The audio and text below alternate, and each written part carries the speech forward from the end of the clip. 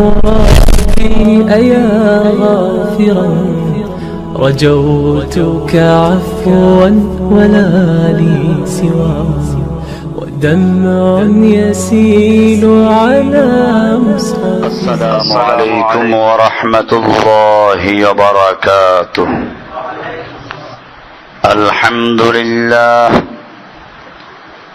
الحمد لله نحمده ونستعينه ونستغفره ونؤمن به ونتوكل عليه ونعوذ بالله من شرور أنفسنا ومن سيئات أعمالنا.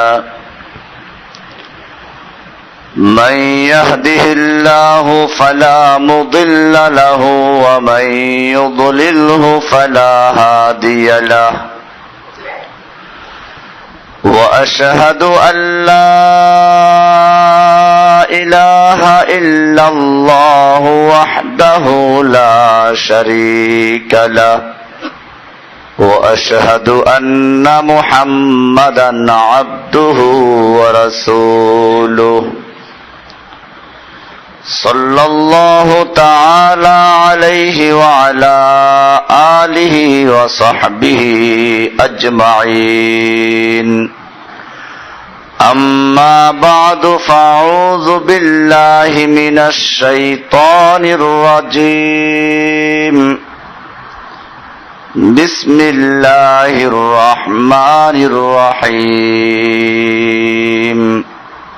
ঈমান ভেঙে যায় কি কি কারণে? তার মধ্যে একটা কারণ ছিল শিরিক। যে শিরিক মানেটা কি? শিরিক শব্দের অর্থ হচ্ছে অংশীদারিত্ব, অংশীবাদ, মিলানো, সমকক্ষ করা, অংশী স্থির করা, সমান করা, ভাগাভাগি করা, সম্পৃক্ত করা। এই সবগুলো হচ্ছে কিসের অর্থ? শিরকুন শব্দের অর্থ। ইসলামের শরীয়তের পরিভাষায় শিরিক বলা হয় আল্লাহর সাথে অন্য কাউকে আল্লাহর সমকক্ষ রূপে গ্রহণ করা এবং আল্লাহর মতো তাকে ভালোবাসা, অথবা আল্লাহর উলুহিয়তের ক্ষেত্রে, আল্লাহর ক্ষমতার ক্ষেত্রে, আল্লাহর সার্বভৌমত্বের ক্ষেত্রে আল্লাহর সমতুল্য কাউকে মনে করা, অথবা আল্লাহর হুকুম যেরকম মান্য করা হয় সেরকম ভাবে অন্য কারো হুকুম মান্য করা। এগুলো কি? আসুন আমরা দেখি, আমরা যে শিরিক বললাম যে আল্লাহর ক্ষমতার মধ্যে কাউকে অংশীদার বানানো, আমরা মুসলিমরা বলি আশহাদু আল্লা ইলাহা ইল্লাল্লাহ, আল্লাহ ছাড়া আর কোন ইলাহ নেই। মানে কি? সার্বভৌম ক্ষমতার মালিক কে? এটা সূরায়ে আল ইমরানের 26 নম্বর আয়াতে পরিষ্কার করা আছে, কুলিল্লাহুম্মা মালিকাল মুলক, হে নবী আপনি জানিয়ে দিন, কুল আল্লাহুম্মা মালিকাল মুলক, আল্লাহ হচ্ছেন সমস্ত ক্ষমতার মালিক। সমস্ত ক্ষমতার মালিক কে? তুতিল মুলকা মান তাশাউ, তুমি যাকে ইচ্ছে করো তাকে ক্ষমতা দান করো। তাহলে ক্ষমতা দেওয়ার একমাত্র মালিক কে? এরপরে বলছেন ওয়া তানজিউল মুলকা মিম্মান তাশাউ, তুমি যার থেকে ইচ্ছা ক্ষমতা ছিনিয়ে নাও। অত ইজ্জু মান তাশাউ, তুমি যাকে ইচ্ছা ইজ্জত দান করো। অত জিল্লু মান তাশাউ, যাকে ইচ্ছা অপমান করো। সব কিছু ক্ষমতার মালিক কে? এটা ক্লিয়ার? এবারে আসুন, যদি কেউ মনে করে জনগণ সমস্ত ক্ষমতার মালিক, তাহলে সে আল্লাহর সঙ্গে মিলাইল কিনা? এরকম ভাবে আল্লাহকে রব বলে বিশ্বাস করতে হবে। আল্লাহ রব। এখন আমি আল্লাহকে রব বললাম, রব মানে কি? দেখেন একটা জিনিস খেয়াল করবেন, এটা বোঝার জিনিস। আইন কাকে বলে বলতে পারেন? আইন বলে সার্বভৌম ক্ষমতার মালিকের হুকুম যেটা, ওইটার নাম কি? আইন। যেখানে যার অধিকার আছে। এইখানে মনে করেন একটা হাসপাতালে আমরা আছি, এটার একজন মালিক আছেন। ওই মালিক মানি হচ্ছে এখানের ক্ষমতা তার হাতে। এখন উনি এখানে যেটা বলবেন সেটা কি? আর আমি যদি এখানে সারাদিনও কমান্ড দেই কর্মচারীদেরকে, কেউ মানবে? কেন মানবে না? আমার কমান্ড আছে কিন্তু ক্ষমতা নাই। আর একজনের ক্ষমতা আছে কিন্তু সে কমান্ড দিলে চলে না, এটা হবে? এই জন্য দেখবেন এই যে সংসদে যারা বসে তারা কিন্তু ক্ষমতা নিয়ে বসে। জনগণ, আমাদের দেশে সংবিধানে লেখা আছে 7-1, যেটা আগের সংবিধান ছিল, এখনটা জানি না, এখন দেখি না, নতুনটা পাইনি এখন হাতে। পুরাতন সংবিধান যেটা, ওটা 7-1, অনুচ্ছেদ 7 ধারা 1 বলা আছে প্রজাতন্ত্রের সকল ক্ষমতার মালিক জনগণ। এর আগেরটাই ছিল সকল ক্ষমতার উৎস জনগণ। এখন আবার একটু সহজ করছে এটাকে বাংলা, যে প্রজাতন্ত্রের সকল ক্ষমতার মালিক জনগণ। তার মানে আগেরটা কোরআনের সঙ্গে সরাসরি সংঘর্ষ হয় নাই, এটা সরাসরি কি হয়েছে? সংঘর্ষ হয়েছে। আচ্ছা, জনগণ ক্ষমতার মালিক হলো, জনগণের পরে ভোট দিয়ে এই ক্ষমতাটা হস্তান্তর করলো কাদেরকে? এমপিদেরকে। এখন এমপিদের মধ্যে যারা সংখ্যাগরিষ্ঠ যে দলটা পাইল তারা কি হলো? এখন ক্ষমতার মালিক হয়ে গেল। এবারে সার্বভৌম ক্ষমতার মালিক তারা। মালিক হয়ে যাওয়ার পরে এখন ওখান থেকে যে কথাটা বলে সেটা কি হয়? এখন মনে করেন সংখ্যাগরিষ্ঠতা পায় নাই আমাদের এক নেত্রী, তিনি যদি পল্টন ময়দানে 10 লক্ষ লোক একাত্র করে কোন হুকুম জারি করেন, আইন দেন, আইন হবে? আইন হবে কোন জায়গায়? যেখানে 345 জন বসছে, ওখানে আইন হবে। কারণ এরা সার্বভৌম ক্ষমতার মালিকানা নিয়ে তারপরে হুকুম দেয়, ওটা আইন হয়। তাহলে আইন দিতে হলে প্রথমে কি হতে হবে? ক্ষমতার মালিক হতে হবে। ক্ষমতার মালিক হয়ে তারপরে যে হুকুম দেয় ওটার নাম কি? আর ক্ষমতার মালিক ছাড়া যদি হুকুম দেয়, এটা পাগল। এটা কি? একটা পাগলে সেখানে চিল্লান শুরু করলো, এই কর্মচারী তোমার আমার কথা শোনো, কেউ মানবে না। ঠিক বিষয়টা এরকম, সার্বভৌমত্ব এবং তার কমান্ড, উলুহিয়ত আর রুবুবিয়ত। উলুহিয়ত মানে হচ্ছে আল্লাহর সার্বভৌমত্ব, আল্লাহর একমাত্র আল্লাহ আনুগত্য করতে হবে। লা ইলাহা মানে লা মাবুদ বিহাক্কিন, কোন মাবুদ নাই, কারণ আনুগত্য করা যাবে না ইল্লাল্লাহ, কাকে ছাড়া? এটা হচ্ছে আল্লাহর সার্বভৌমত্বের ঘোষণা। যখন আপনি আল্লাহর সার্বভৌমত্ব মেনে নিলেন, এবারে সার্বভৌমত্বের কমান্ড হচ্ছে কি? আইন, আল্লাহর আইন, কোরআন বিধান। এখন যদি কোনো ব্যক্তি আল্লাহর হুকুম না মানে, তার ঈমান থাকবে? ঈমান ভেঙে গেছে। লা ইলাহা ইল্লাল্লাহ পড়ে ঈমান ভেঙে গেছে। এজন্য বিষয়টা মনে রাখতে হবে, লা ইলাহা ইল্লাল্লাহর মধ্যে বিষয়গুলো চলে আসবে। আল্লাহর ক্ষমতার মধ্যে কোনো অংশীদার নাই, আল্লাহর কাজের মধ্যেও কোনো অংশীদার নাই, আল্লাহর মালিকানার মধ্যে কোনো অংশীদার নাই। এই সবগুলোকে বিশ্বাস করলে সে মুমিন হয়। আর যদি লা ইলাহা ইল্লাল্লাহ পড়ে আবার ক্ষমতার মালিক একদিকে মনে করে কাদেরকে? জনগণকে, সেখান থেকে এমপিদেরকে। আর একদিকে আছে ধর্মীয় লাইনে, সেটা হচ্ছে ক্ষমতার মালিক হয়ে যায় বুজুর্গেরা। কারা? বুজুর্গেরা, পীরেরা ক্ষমতার অনেক মালিক, আল্লাহর সিদ্ধান্ত পর্যন্ত পাল্টে দেয়। এরকম কাহিনী অনেক আছে, আমি এগুলো আগে এখানে দেখাইছি, বই পড়ে পড়ে শোনাইছি। যে একজনে বলল যে আল্লাহর কি আছে, মাবুদের আন্দাজ নাই। এক কাহিনী সম্পর্কে বলছে, মাবুদের আন্দাজ নাই। একটা লোকের একটা ছেলে ছিল, তো সে মারা গেল। মারা যাওয়ার পরে ওই লোকের একটা নাতি ছিল, 12 বছরের একটা নাতি, গাভী লালন পালন করে তার নানিকে দাদুকে খাওয়াইতো। কয়েকদিন পর নাতিটাও মারা গেল, লাশটা নিয়ে কাঁদতেছে। ওখান দিয়ে শামসু তাবরিজি যাচ্ছেন বুজুর্গ, জিজ্ঞেস করলেন যে কাঁদছো কেন? বলে আপনাকে বলে লাভটা কি, আমার একটা ছেলে ছিল, সে মারা গেল, তাকে আল্লাহ নিয়ে গেল। ছিল এই 12 বছরের নাতিটা, যে কোন রকম একটা গাভী লালন পালন করে আমাকে দুগ্ধ খাওয়াইয়া বাঁচাই রাখতো, এখন তার লাশটা দেখতে পাচ্ছেন, এই দুঃখে কাঁদছি। বুজুর্গ সাহেব জিজ্ঞেস করলেন এই ঘটনা কি সত্য? মহিলা বৃদ্ধা উত্তর দিলেন সত্য হওয়াতে কোনো সন্দেহ নাই। তখনই বুজুর্গ সাহেব বলিলেন, হে ছেলে, তুমি আমার নির্দেশে দাঁড়িয়ে যাও। ছেলে দাঁড়িয়ে গেল, জীবিত হয়ে গেল। এরপরে ওই দাদি জিজ্ঞেস করলেন, তুমি তো মরেছিলে, কেমনে জীবিত হইলা? এই বুজুর্গ সাহেব আমাকে জীবিত করেছেন। এই কথা কয়েকবার লেখা, মানে যাতে ভালো করে শিরকটা মজবুত হয়। এই খবর খাঁটি মুসলমান বাদশার কাছে পৌঁছানো হলো। বাদশাহ বুজুর্গ সাহেবকে ডাকাইয়া জিজ্ঞেস করলেন যে হুজুর, আপনি এই বৃদ্ধার নাতিকে কিভাবে জীবিত করলেন? বুজুর্গ সাহেব বলিলেন, আমি বলেছি হে ছেলে তুমি আমার হুকুমে দাঁড়িয়ে যাও। বাদশাহ বলিলেন, আফসোস, আপনি যদি বলতেন আল্লাহর হুকুমে দাঁড়িয়ে যাও। বুজুর্গ সাহেব বলিলেন, মাবুদের কাছে আবার কি জিজ্ঞেস করিব তার আন্দাজ নাই। এই লোকটার মাত্র একটা ছেলে ছিল, তাও নিয়ে গেল। তারপরে ছিল এই 12 বছরের একটা নাতি। কোন রকম একটা গাভী লালন পালন করে এই বৃদ্ধার জীবনটা বাঁচিয়ে রেখেছিল, তাকেও নিয়ে গেল। এই জন্য আমি রুহু জগৎ থেকে, মাবুদের দরবার থেকে জোরপূর্বক রুহুটা ছিনিয়ে নিয়ে এসেছি। লেখা আছে এটা অনেক বড় পীরের বইতে, যাকে সবাই এদেশে হক্কানি পীর বলে দাবি করে। তাহলে এখন আল্লাহর ক্ষমতার মধ্যে হস্তক্ষেপ করা হলো। এমনি ভাবে আল্লাহ সুবহানাহু ওয়া তাআলা সব দেখেন, জানেন। এই গুণটা কার? আল্লাহর। আমরা করলাম কি?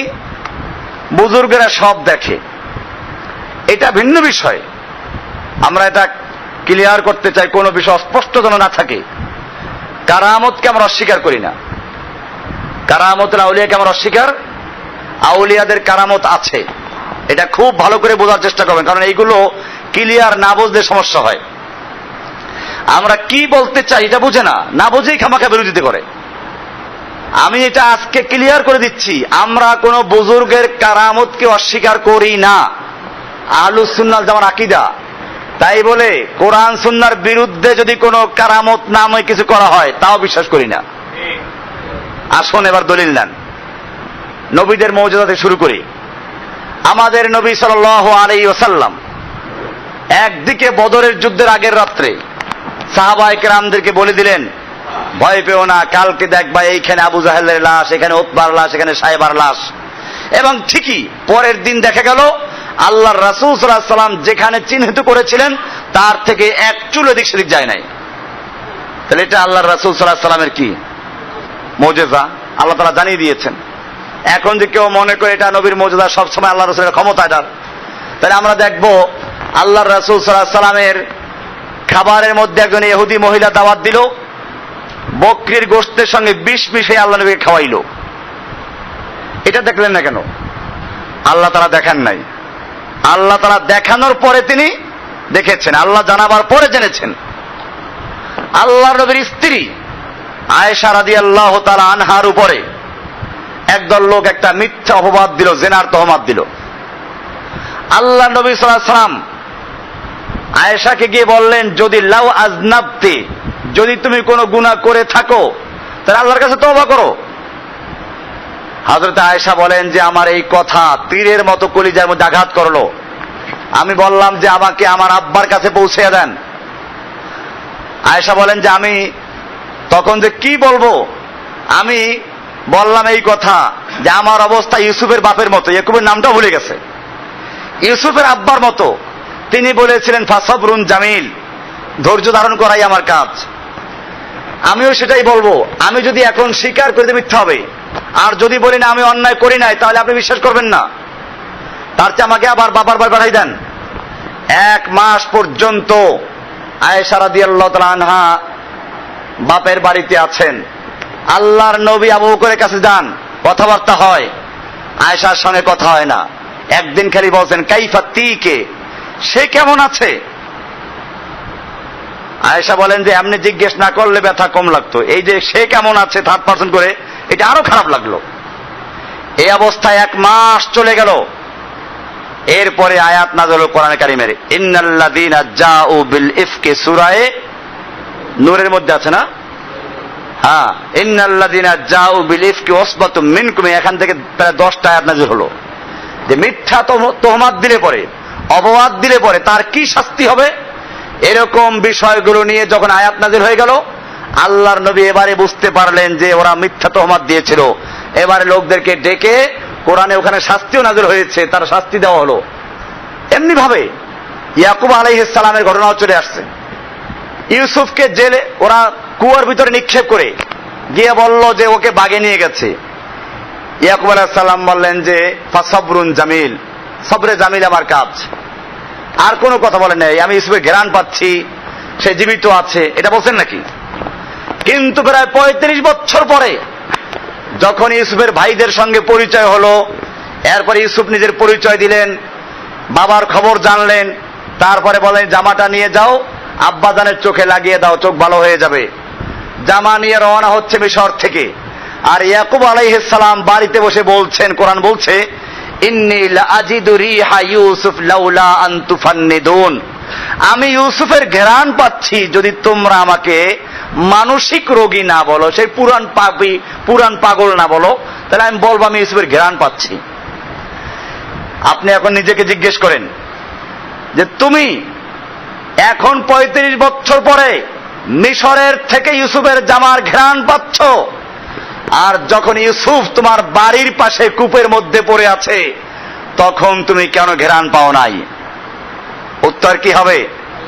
যেদিন ইউসুফ বাড়ির পাশে কুয়ায়, কেনানের কুয়ায় পড়েছিল, ওই সময় আল্লাহ তাআলা ঘ্রাণ পাওয়ান নাই বলে ঘ্রাণ পাই নাই। আর যখন মিশরের থেকে জামা নিয়ে রওনা হলো, আল্লাহ সুবহানাহু ওয়া তাআলা ঘ্রাণ পাওয়াই দিয়েছেন, তাই ঘ্রাণ পেয়েছে। এটা বুঝতে হবে। এরকম ভাবে বুজুর্গদের কাহিনী। ওমর ইবনুল খাত্তাবের একটা হাদিস আছে, যদি ওই হাদিসটা কেউ দুর্বল বলেছেন, মেম্বারে খুতবা দিচ্ছেন, সেই সময় হঠাৎ করে বললেন, ইয়া সারিয়া আল জাবাল, হে সারিয়া, পাহাড়ে থাকো, পাহাড়ে দিয়ে লক্ষ্য রাখো। সারিয়া ছিলেন একজন কমান্ডার যুদ্ধের, অনেক দূরে যুদ্ধ হচ্ছিল। যুদ্ধে তারা পাহাড়ের উপরে ছিল, বিজয় লাভ করেছে, শত্রু বাহিনী পালায় নাই, তারা ওত পেতে বসে আছে পাহাড়ের নিচে, নামার সময় আবার হামলা করবে। ওমর বিন খাত্তাব মসজিদে নববীর মেম্বারে খুতবা দিচ্ছিলেন, তখন এই দৃশ্য দেখে বলে দিলেন, ইয়া সারিয়া আল জাবাল, হে সারিয়া, পাহাড়ের দিকে লক্ষ্য রাখো। নামাজের শেষে সাহাবীরা জিজ্ঞেস করেন, খুতবার মধ্যে আপনি কি বললেন? এখন তো আমরা খুতবা দিতে কেউ বুঝে না, কি বললেন আপনি? যে বললাম, ওই যে সাহাবী সারিয়ার নেতৃত্বে যুদ্ধ হচ্ছিল, ওখানে এই পরিস্থিতি ছিল, আমি কমান্ড দিলাম। বলে আপনার কমান্ড কি তারা শুনেছে? বলে হ্যাঁ শুনেছে, অবশ্যই শুনেছে। আসার পরে জিজ্ঞেস করেছে, বললো যে হ্যাঁ হ্যাঁ, আমরা মসজিদে নববীতে বসে ওমর বিন খাত্তাবের আওয়াজ যেরকম শুনতে পাই, ঠিক সেরকম স্পষ্টভাবে শুনতে পেয়েছি। হাদিসটা কেউ কেউ জয়ীফ বলেছেন, তো যদি আমরা সহি মেনেও নেই, তো আমরা বলবো এটা একটা তার কারামত। আচ্ছা আসুন, এই ওমর ইবনে খাত্তাব কেমনে নিহত হয়েছেন আপনারা জানেন? ফজরের নামাজের সময় মসজিদে নববীর মেহরাবের আড়ালে আবু লুলু এসে একটা খঞ্জর নিয়ে ওত পেতে বসে আছে, অপেক্ষায় আছে। ওমর ইবনে খাত্তাব যখন সেজদায় গেলেন, পিছন থেকে খঞ্জর ঢুকিয়ে দিল, ওমর বিন খাত্তাবের বুক চিরে গেল। এরপরে সে দুই দিকে ধার বিশিষ্ট এটা খঞ্জর বানিয়েছিল, এভাবে মারতে মারতে চলে গেল। পরে একজন সাহাবী নিজের চাদরটাকে এরকম মেরে তারপর তাকে ঘায়েল করলো। আসুন, আপনি সারিয়ার নেতৃত্বে যুদ্ধ হচ্ছে কোথায় সেইটা দেখে এখানে বসে কমান্ড দিচ্ছেন, আর আপনার মেহরাবের তলে খঞ্জর নিয়ে বসে আছে, সেটা দেখলেন না কেন? কি উত্তর হবে? আল্লাহ তাআলা এটা দেখান নাই, তাই দেখি নাই, আর ওটা আল্লাহ দেখিয়েছেন, তাই বলে বিষয়টা ক্লিয়ার কিনা? বিষয়টা বুঝতে হবে। আমরা কারামতুল আউলিয়াকে অস্বীকার করছি না, কিন্তু তাই বলে কারামত কোন কুক্ষিগত ক্ষমতার নাম নয়, সমস্ত ক্ষমতা কার হাতে? এখানেই পার্থক্য, ক্ষমতা নিয়ে। আমরা কারো ক্ষমতা স্থায়ী কোনো ক্ষমতা না। যখন আল্লাহ তাআলা ইচ্ছে করেন, যতটুকু ইচ্ছে করেন, তখন ততটুকুই তার থেকে প্রকাশ পেতে পারে। আর যখন আল্লাহ তাআলা ইচ্ছে করেন না, তখন তার একটা মাছি ধরার ক্ষমতা থাকে না। এটা বুঝতে হবে। এটা আরো ক্লিয়ার করছি। আল্লাহর রাসূল সাল্লাল্লাহু আলাইহি ওয়াসাল্লামের দরবারে দুজন সাহাবী আসলো, হাদিসটা মিশকাতেও আছে, সহিহ হাদিস। দীর্ঘ সময় পর্যন্ত আলোচনা করার কারণে রাত্র গভীর হয়ে গেছে, অন্ধকার রাত্রি কেমনে যাবেন। দুজন লোক রাস্তায় বের হলো, দুজনের হাতে দুটো লাঠি, একটা লাঠি জ্বলে উঠলো, আলোকিত হয়ে গেল। দুইজনের রাস্তা যে পর্যন্ত একসাথে, মনে করেন এখান থেকে দুইজন মেইন রোডে যাবে, তো এই ছোট রাস্তায় দুজন একসাথে গেল, একটা লাঠি জ্বলতেছিল। এরপরে দুজনের রাস্তা আলাদা, এরপরে আর একজনের লাঠিটাও জ্বলে উঠলো। এটা কারামত, এটা আমরা স্বীকার করি। তবে শর্ত যদি কোরআন সুন্নাহর কোনো কিছুর সাথে খেলাফ না হয়, আর কোরআন সুন্নাহর সাথে যদি পরিপন্থী হয়, তাহলে এই কারামত মানা যাবে না। এটা কুফরি, এটা শিরিক। এখন আসুন, এই যে কারামত, মাবুদের কাছে আবার কি জিজ্ঞেস করব? এইটিকে মানা জায়েজ আছে? এটা কোরআনের একটা আয়াতের পরিপন্থী না। মাবুদের আন্দাজ নাই। আল্লাহ বলছেন ইন্না কুল্লা শাইইন খালাকনাহু বিকদার, আমি সব কিছু পরিমিতভাবে সৃষ্টি করেছি, সব আন্দাজ মতো, বেআন্দাজে কিছু না। এরপরে যদি আমাদের কাছে বেআন্দাজে মনেও হয়, আল্লাহর ভুল ধরা যাবে? আল্লাহ কোরআনে বলেছেন লা ইউসআলু আম্মা ইয়াফআলু ওয়া হুম ইউসআলুন, আল্লাহ তাআলা যেটা করেন সেখানে কেন এই প্রশ্ন করার অধিকার কারো নাই। আল্লাহ সকলকে প্রশ্ন করবেন, আল্লাহকে প্রশ্ন করার অধিকার কারো নেই। এখন যদি কেউ এরকম প্রশ্ন তুলে, আল্লাহর আন্দাজ নাই, আল্লাহর কাছে আমরা কি জিজ্ঞেস করব, তাহলে এইটাকে আমরা কারামত বলবো না, এটা শয়তানি বলবো? এটা পরিষ্কার শয়তানি এবং পরিষ্কার শিরকি গুনাহ। এটা কিসের আল্লাহর ওলি? এরকম ভাবে আমাদেরকে মনে রাখতে হবে। ওই যে বলি না, তাজকিরাতুল আউলিয়াতে লেখা আছে, দেখবেন ইব্রাহিম ইবনে আদহামের কাহিনীতে, উনি হজ করতে গিয়ে দেখলেন যে কাবা নাই, কাবা নাই, সিজদায় পড়ে গেলেন, আল্লাহ তোমার কাবা কোথায় গেল? আল্লাহ তাআলা জানাইলেন যে না, তোমার কোনো দোষ না যে তুমি কাবা দেখতে পাচ্ছ না, বিষয়টা হচ্ছে কাবা চলে গেছে। আমার এক বৃদ্ধা বান্দি আল্লাহর ওলি রাবেয়া বসরি হজ করতে আসতেছে, তাকে আগাই আনার জন্য চলে গেছে, কাবা চলে গেছে। এখন আপনাকে আমি জিজ্ঞেস করি, কাবা যে চলে গেল, এই কাবার দিকে ফিরে যারা নামাজ পড়ে, তবে নামাজের কি হবে? কাবায় প্রত্যেকটা মুহূর্তে তওয়াফ চলে, তওয়াফের কি হবে? কাবা যে চলে গেল। তারপরে আসুন, এই যে কাবা চলে গেল, আল্লাহর নবী সাল্লাল্লাহু আলাইহি ওয়াসাল্লাম মদিনার থেকে উমরা করতে হুদায়বিয়া পর্যন্ত আসলেন। মক্কার লোকেরা বাধা দিল, ওসমানকে পাঠাইলেন, যাও মক্কার লোকদেরকে বুঝাও আমরা উমরা করতে এসেছি, যুদ্ধ করতে আসি নাই। মক্কার লোকেরা ওসমানকে একটু আটকে দিয়ে ছড়াই দিল যে ওসমানকে হত্যা করা হয়েছে। বিষয়টা যাচাই করার জন্য মুসলমানদের প্রতিক্রিয়া কি হয়, এই জন্য প্রতিক্রিয়া থাকতে হবে, কুফাররা ভয় পেয়ে যাবে। আল্লাহর নবীর তাবুতে যখন খবর আসলো ওসমানকে হত্যা করা হয়েছে, আল্লাহর নবী সাল্লাল্লাহু আলাইহি সাল্লাম বললেন ইয়া সাবা সাজারা, ওহে গাছের নিচে অবস্থানকারী সাহাবীরা চলে আসো, ওসমানকে হত্যা করা হয়েছে।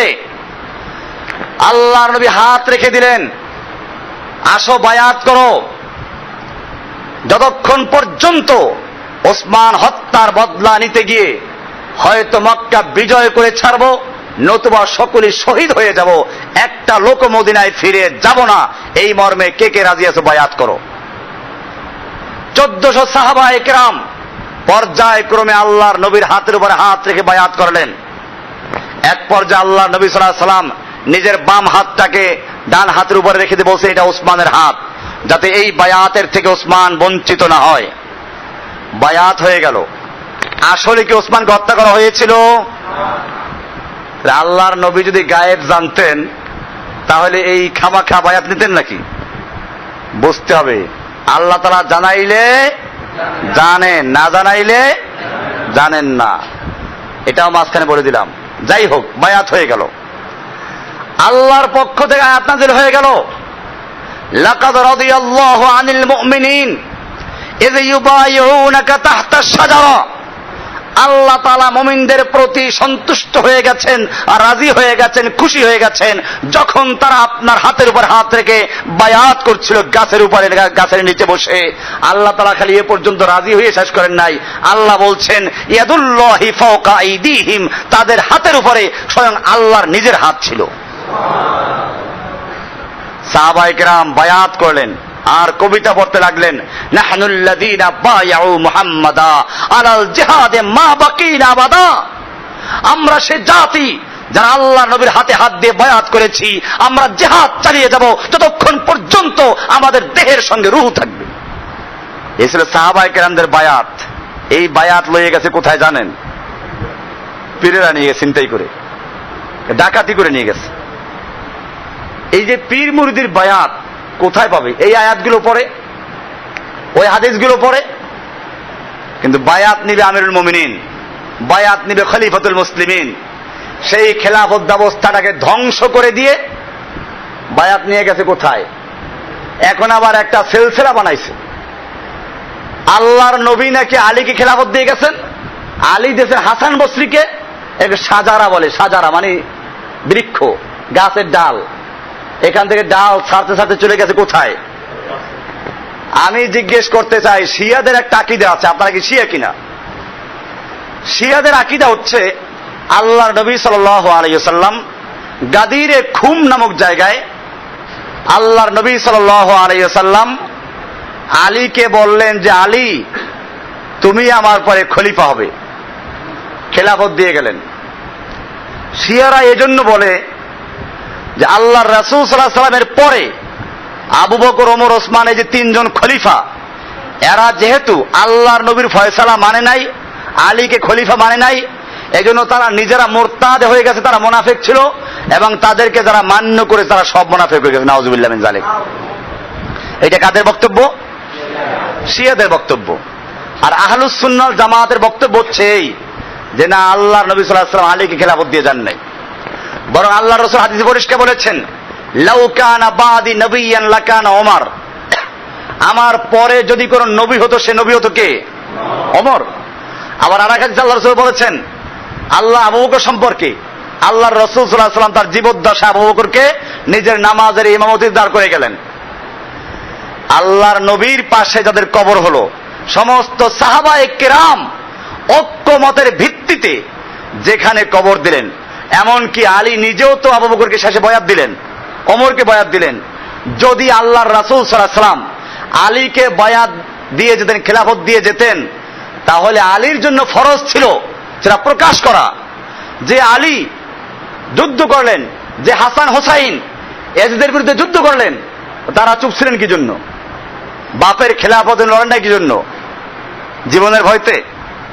এটা মিথ্যা কথা। আলী নিজে মেনে নিলেন, হাসান মানলেন, হোসাইন মানলেন, সমস্ত সাহাবাকে মানলেন, এমনকি সমস্ত সাহাবায়ে কেরামরা ঐক্যমতের ভিত্তিতে আল্লাহর নবীর পাশে যাদেরকে কবর দিলেন। আর শিয়ারা বলে সেই আবু বকর, ওমর, ওসমান এরা ছিল মুরতাদ। আমি বলতেছিলাম যে শিয়াদের আকীদা হচ্ছে এই যে আল্লাহ নবীর পরে আলী ছিল খলিফাতু বিলা ফসল, সরাসরি খলিফা, মাঝখানে তিনি অবৈধ। আপনারা কি ওইটা বলেন কিনা যে আলীকে খেলাফত দিয়ে গেছে ওই খেলাফত কিনা? আর যদি বলেন যে না ওই খেলাফত না, রাষ্ট্রীয় খেলাফত না, এটা আর একটা খেলাফত, আধ্যাত্মিক খেলাফত, তাহলে আধ্যাত্মিক খেলাফত নামে কোন ভিন্ন খেলাফতের অস্তিত্ব ইসলামে আছে কিনা? আচ্ছা যদি থেকেই থাকে, মানলাম, ওনাদেরটা মানলাম তর্কের খাতিরে, 1 মিনিটে যে মানলাম, যদি থেকেই থাকে তাহলে আপনাদের খলিফা কয়জন? আমরা দেখি আমাদের দেশের এক একজন পীরের খলিফা কয়জন? অনেক। এই দেশে বাংলাদেশের একজন শীর্ষ পর্যায়ের আলেম আছেন, যাকে এখন বর্তমানে বাংলাদেশ সবচেয়ে বড় আলেম বলতে, আমরা জানি না কে বড়, কিন্তু আমাদের জানা মতে সবচেয়ে বড় আলেম বললে ভুল হবে না, এবং সবচেয়ে বড় প্রতিষ্ঠানের প্রিন্সিপাল। তার একটা কিতাব আছে ফুয়ুজাতে আহমদিয়া। নানা পিসাব না, এরকম পিসাব না, আপনারা যারা বলছেন তারা এরকম পিসাব না, অনেক বড় আলেম। তার একটা বই আছে ফুয়ুজাতে আহমদিয়া, আলেমরা বুঝতে পেরেছেন।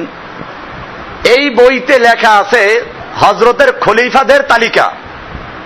সেই খলিফাদের তালিকা লেখা আছে বা সকলমে, নিজের কলমে লেখছেন। কয়জন আছে কে বলতে পারেন? 636 জন। কয়জন? 636 জন। আমি ওই আলেমকে ছোট করার জন্য বলছি না এটা, কিন্তু এটা ভালো করে বুঝবেন, কারণ যার কথা বলছি তার ছাত্র এখানে অনেক থাকতে পারেন, সারা বাংলাদেশই আছে।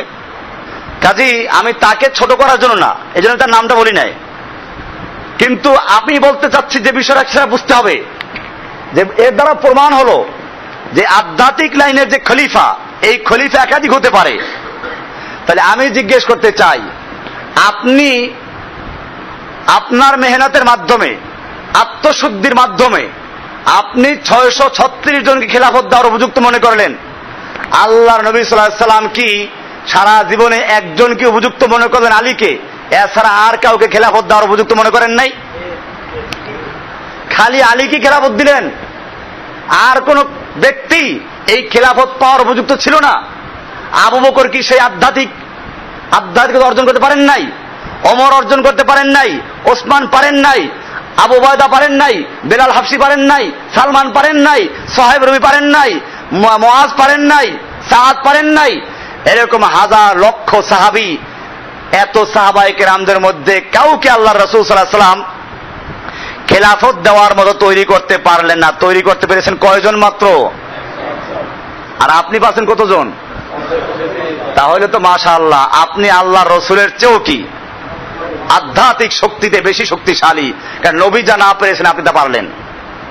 আপনি তাহলে কোন খেলাফত বলতে চান? আসুন বলেন, কোনটা বলবেন? আলীকে যে আল্লাহ নবী খেলাফত দিয়ে গেছিল, কোন খেলাফত?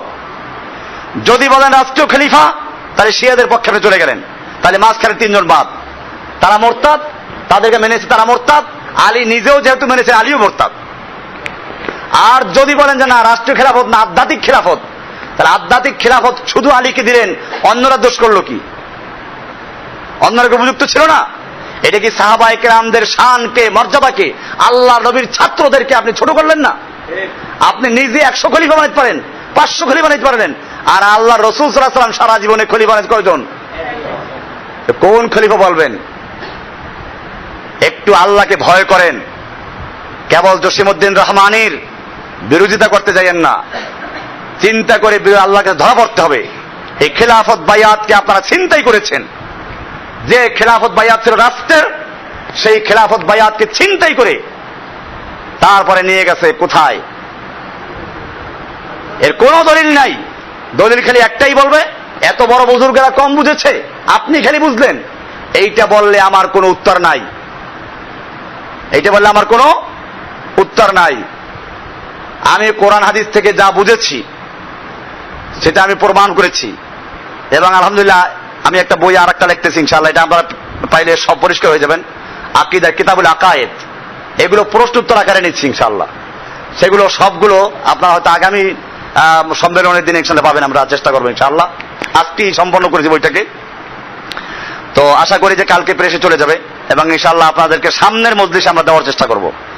এই বইটা কিতাবুল আকায়েদ নাম, প্রায় 300-র উপরে, প্রায় 350-র মতো প্রশ্ন এবং তার উত্তর, সব দলিল ভিত্তিক।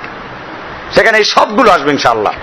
বলছিলাম যে বিষয়টা, যে এই যে খেলাফত আর বায়াত চিন্তাই হয়ে গেল, আপনি কোন দিকে যাবেন? এই খেলাফত কোন খেলাফত?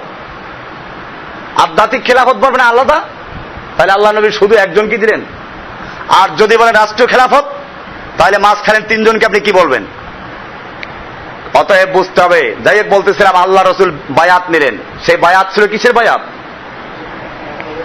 এক ওসমানকে বন্দী করা হয়েছে, সেই বায়াত নিলেন। আজকে হাজার ওসমান বন্দী হয়ে আছে,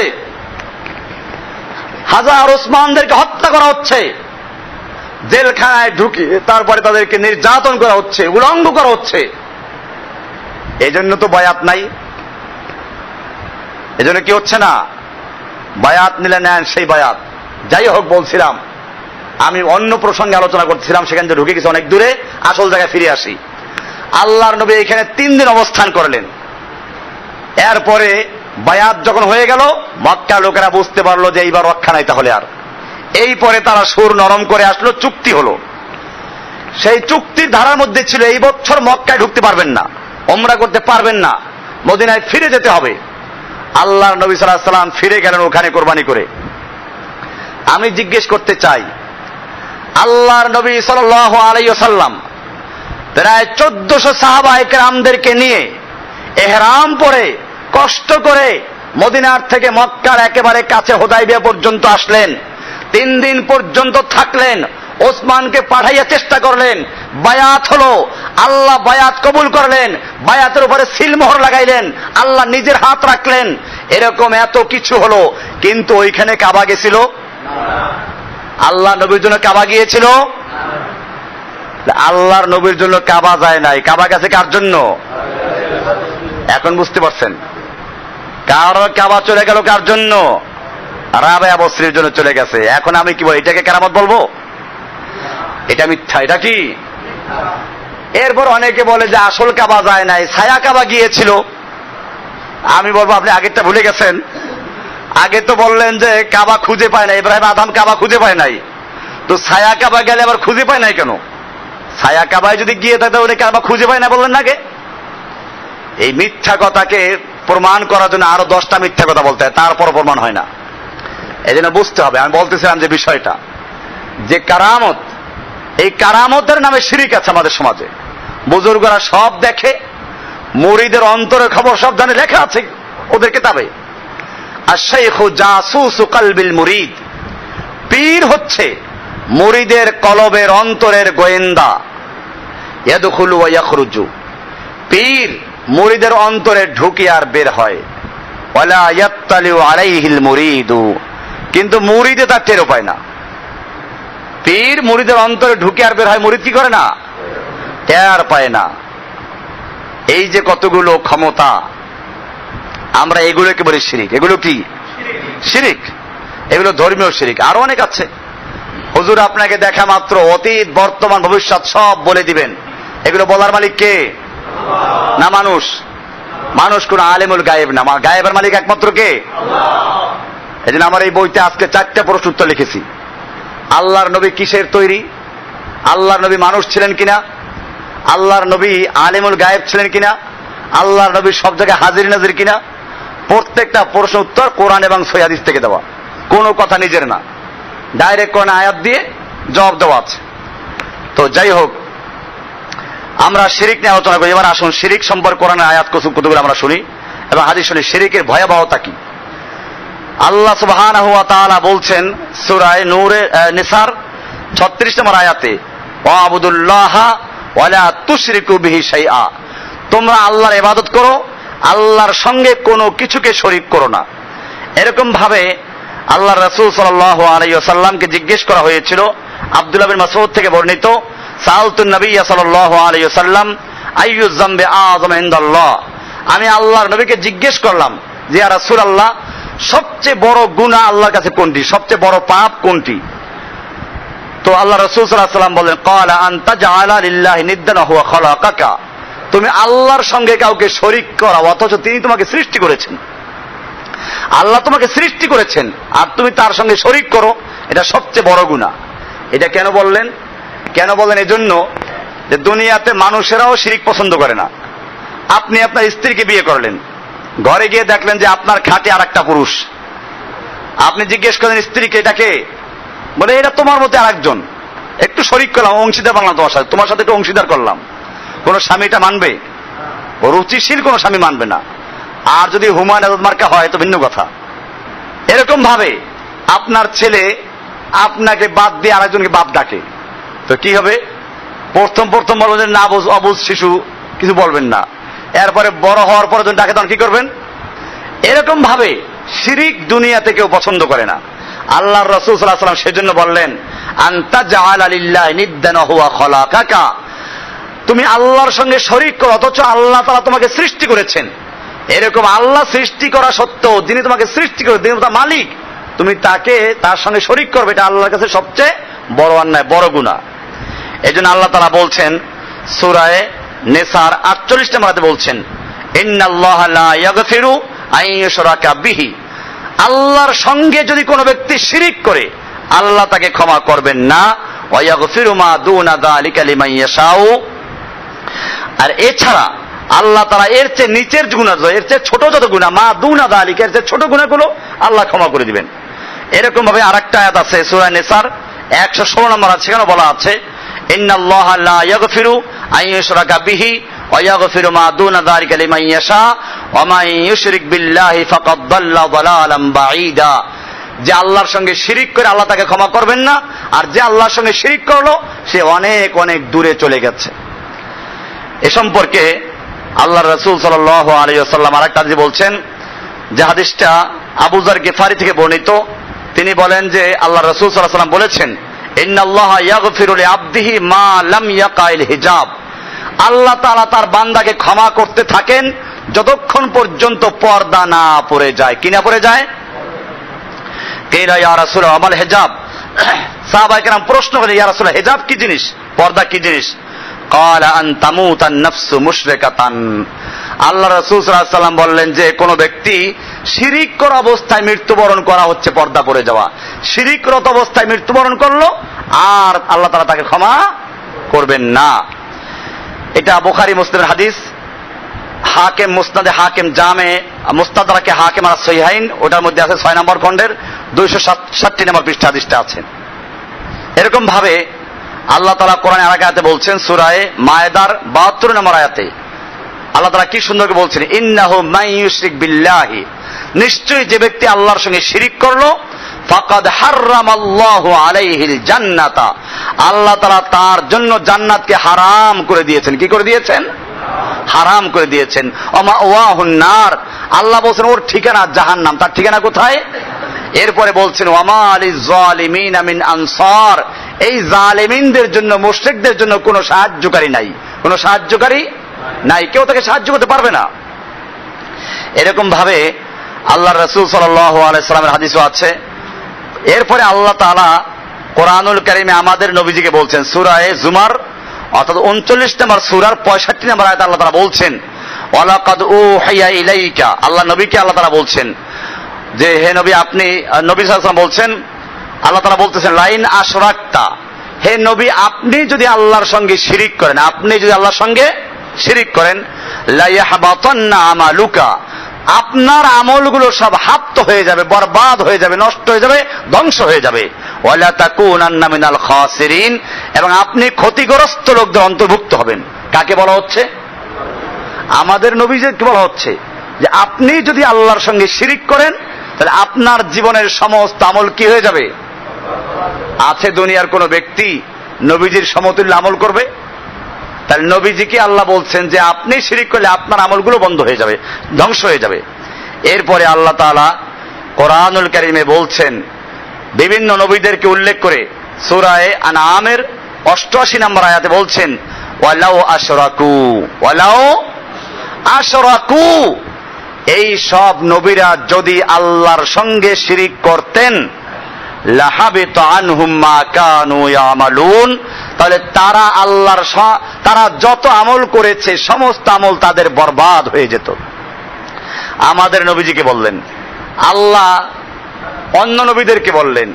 এরপরে আল্লাহ তাআলা বলছেন যে ওমা ইউশরিক বিল্লাহি, যে ব্যক্তি আল্লাহর সঙ্গে শিরিক করলো, ফাকান্নামা খাররা মিনাস সামাই, সে যেন আকাশ থেকে পড়ে গেল।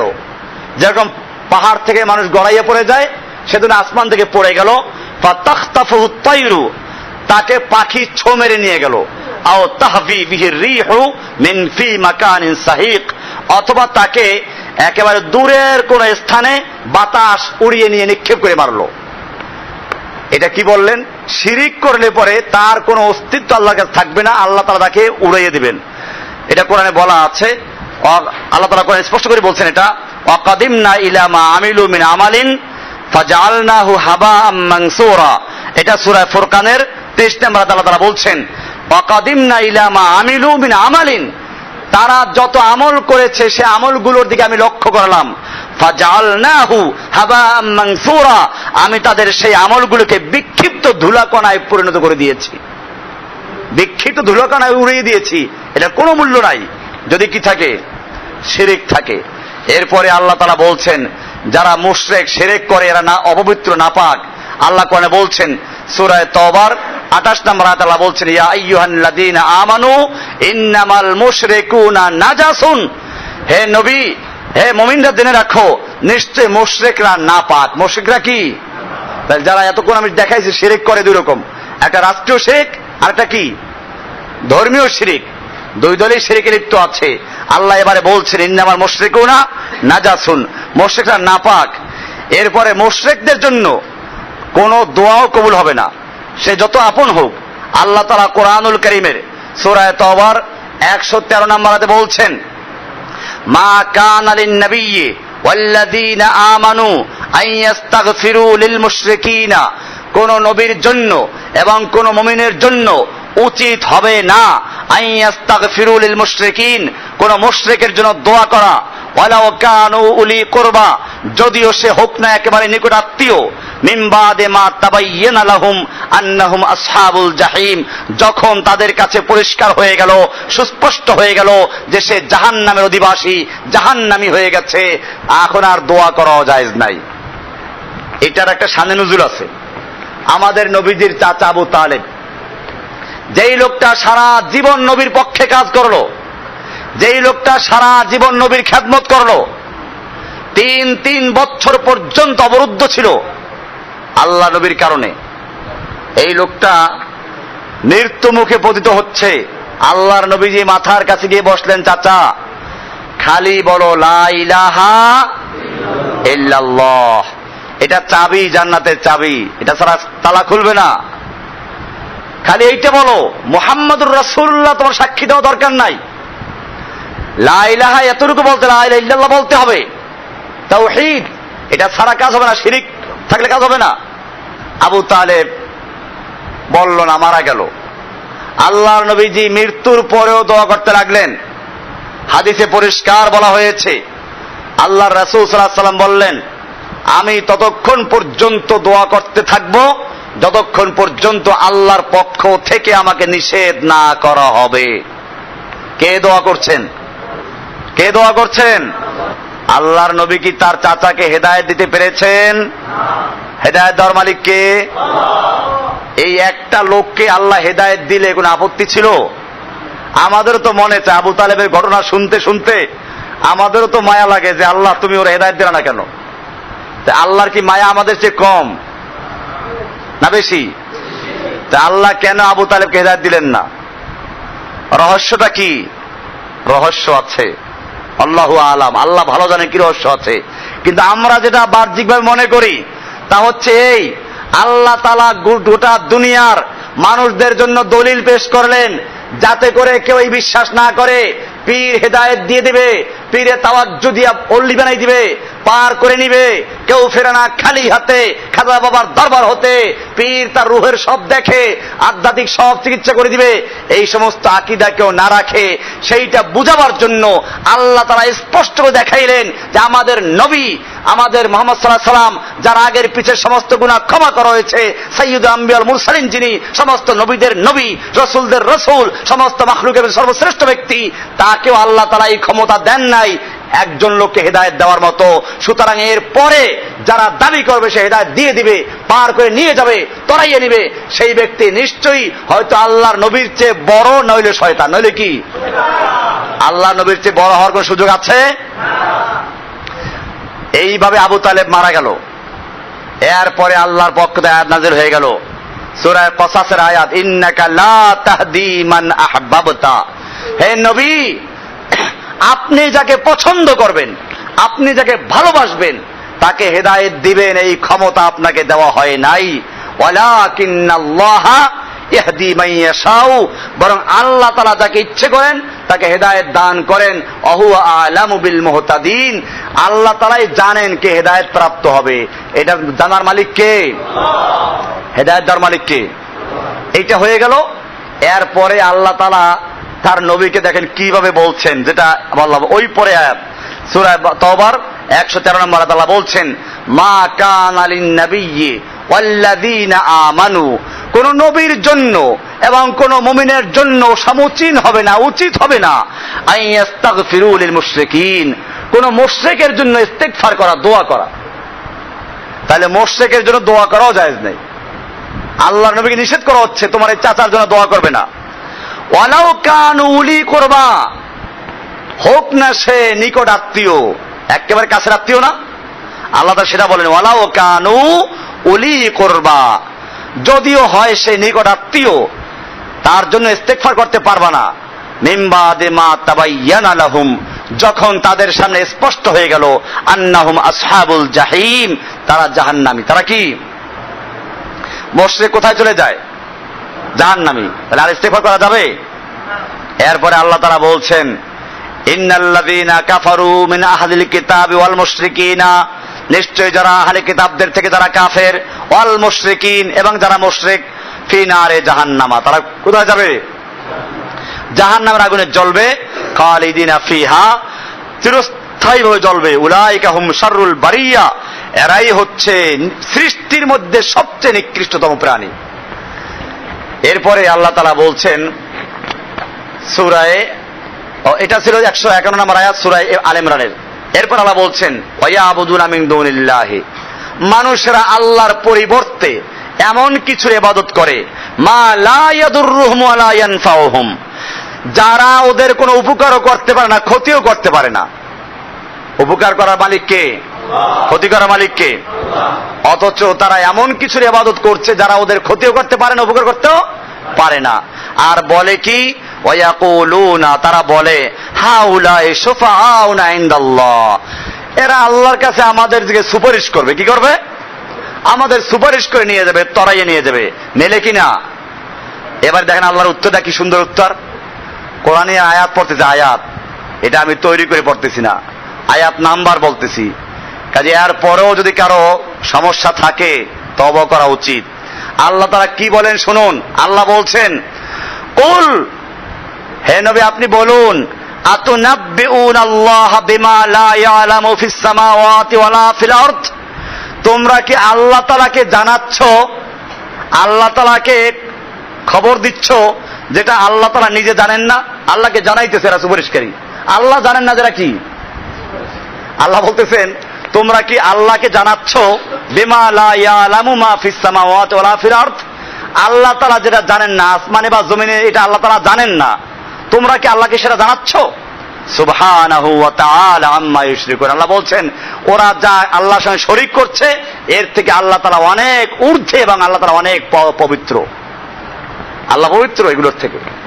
কাজে আমাদেরও চিন্তা করতে, আমরাও কতগুলো মানুষদেরকে সুপারিশকারী মানি, পীরদেরকে সুপারিশকারী মানা হচ্ছে, মাদারওয়ালাকে সুপারিশকে মানা হচ্ছে। আল্লাহ বলছেন যে তারা নিজের লাভ ক্ষতি করতে পারে না, এরা এদেরকে সুপারিশকারী মনে করছে।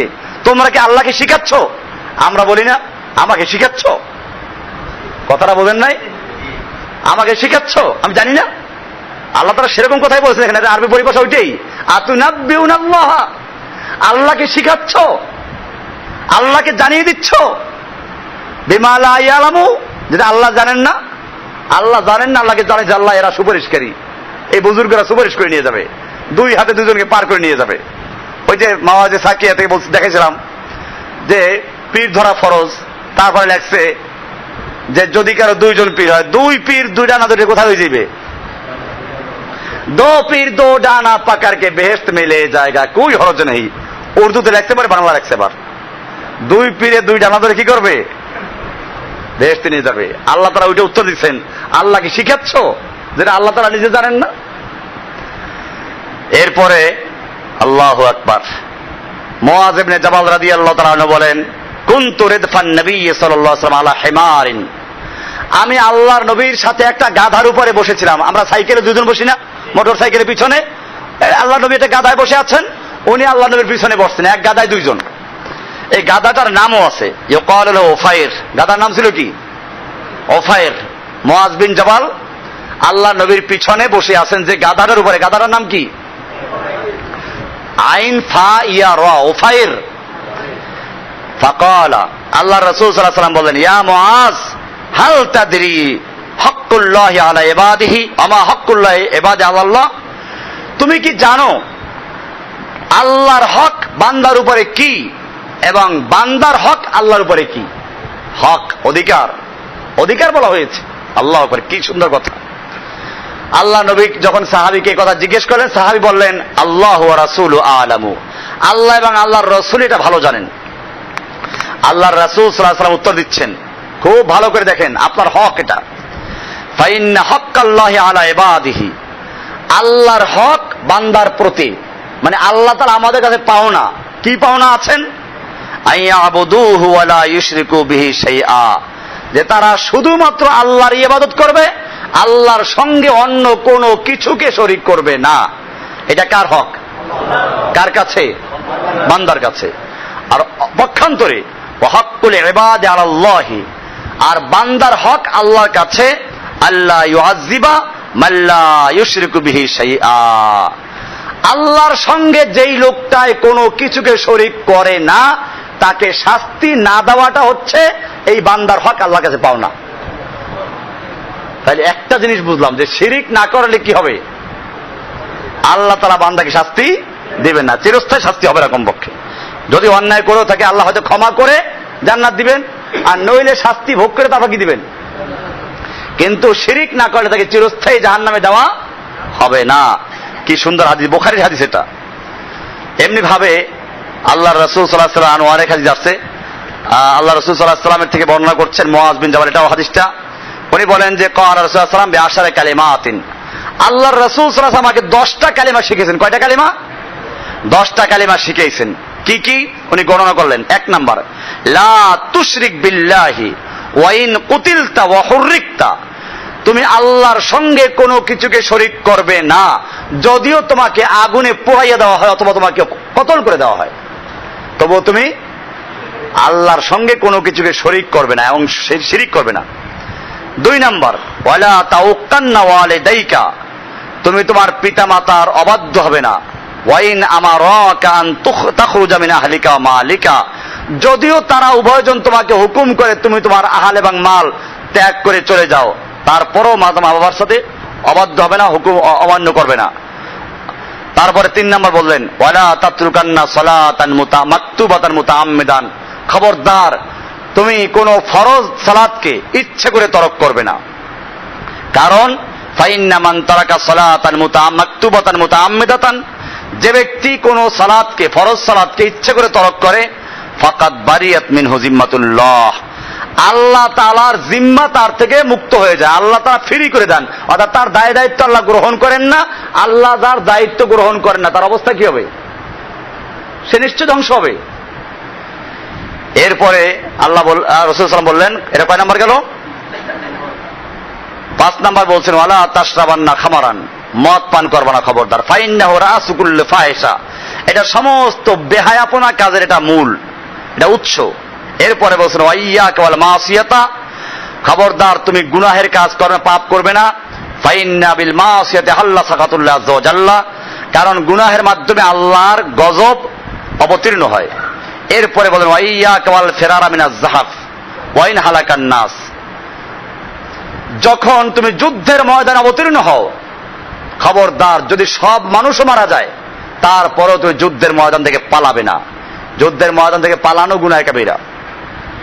এরপরে বলছেন, ওয়াইদা আসাবান নাসা মাউতানে ওয়া আনতা ফীহিম, যখন কোন জায়গায় মহামারী দেখা দেয় আর তুমি সেখানে আছো, ফাসবুত, তুমি থাকো, পালাইও না, যে তুমি থাকলে তোমার হবে না, তোমার তাকদীরে লেখা থাকলে এটা হবে, না লেখা থাকলে হবে না। ওয়ানফিকা আলা আইয়ালিকা মিন তাওলিকা, এইসব তাকদীর নিয়ে আমরা আলোচনা আলাদা করবো ইনশাআল্লাহ। তাকদীর একটা গুরুত্বপূর্ণ বিষয়, আমার ওই বইটা আসলে সুবিধা হবে, কারণ ওই বইটার মধ্যে সবই আছে, তাকদীর আলোচনা আছে, খুব সুন্দরভাবেই আছে। ওয়ানতা ফীহিম ফাসবুত, এরপর বলো ওয়ানফিকা আলা আইয়ালিকা মিন তাওলিকা, এবং তুমি তোমার সাধ্য অনুযায়ী তোমার পরিবারে খরচ করবে। এই 10টা ওসিয়ত করলেন, কিন্তু এই 10টা ওসিয়তের মধ্যে প্রথমটা কি ছিল? তুমি আল্লাহর সঙ্গে কোনো কিছুকে শরীক করবে না, যদিও তোমাকে আগুনে পুড়িয়ে দেওয়া হয় অথবা তোমাকে জ্বালিয়ে বা হত্যা করা হয়। এই জন্য আমাদের মনে রাখতে হবে, এতক্ষণ পর্যন্ত শিরিকের ভয়াবহতা নিয়ে আলোচনা করলাম। শিরিক অনেক প্রকার হতে পারে, আজকে আর সেখানে আলোচনা করছি না। শিরিক আল্লাহর উলুহিয়াতের মধ্যে হতে পারে, আল্লাহর রুবুবিয়তের মধ্যে হতে পারে।